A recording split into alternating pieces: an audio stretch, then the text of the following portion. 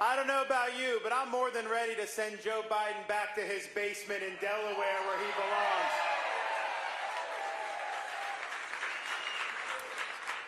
We were in California last week for this debate at Ronald Reagan's presidential library, and I tend not to spend a lot of time out there.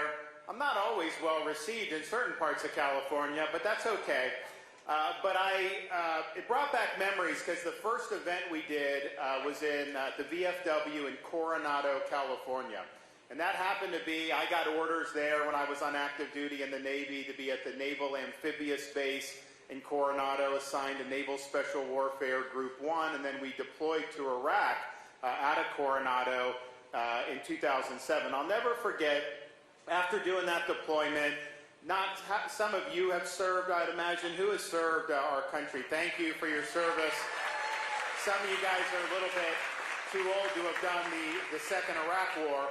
But Fallujah, Ramadi, Iraq, not the best places in the world. So you're there. But I'll never forget landing at Naval Air Station Coronado after that deployment. And look, I'm from Florida. Y'all are here in South Carolina. They're great states. We have something called humidity that they don't necessarily have in Coronado. And so you get off, and after being in that sandbox, to have just pure, fresh Pacific Ocean air just hit you, it was a great feeling. And you know what? It kind of was like, thank God I'm an American. Thank God I'm back in the United States. And it made me appreciate,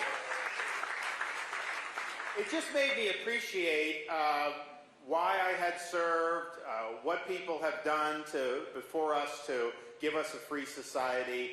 And I was very proud to have done that. And I got to tell you, thinking back on that, that was 15 years ago. And to now, look what's happened to our country. It's sad. And what's happened to our country, there's been a lot of things that have happened, but you have elites in D.C. who do not care about you. That is the underlying problem. They borrow, they print, they spend money, and you pay for it in the form of higher prices at the grocery store, higher gas costs. Forget about affording a new home with interest rates are 8% for a 30-year fixed mortgage.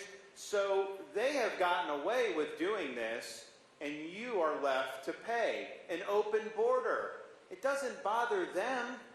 It bothers people in communities throughout this country, although you even have the governor of New York now saying you got to close the border. That's progress. They got mad at me in Florida. When Florida shipped 50 illegals to Martha's Vineyard, they got mad about that.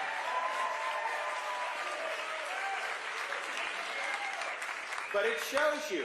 But you have tens of thousands of people dying every year because of fentanyl overdose. You have the drug cartels running our border, and yet they don't lift a finger to do anything about it.